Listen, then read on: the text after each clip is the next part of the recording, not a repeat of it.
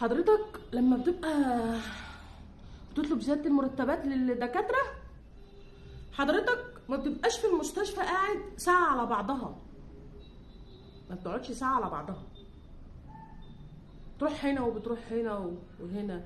الممرضات اللي بيتابعوا الحالات سعادتك بس بتبقى متواجد في المستشفيات الخصوصيه، ومش على طول برضه، عشان بتبقى واخد فلوسك بزياده، فلوس بزياده.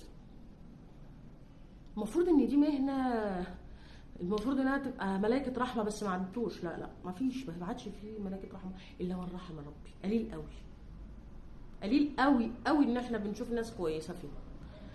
يعني نقابه الاطباء بقى، دوركم ايه؟ فين دوركم؟ فين؟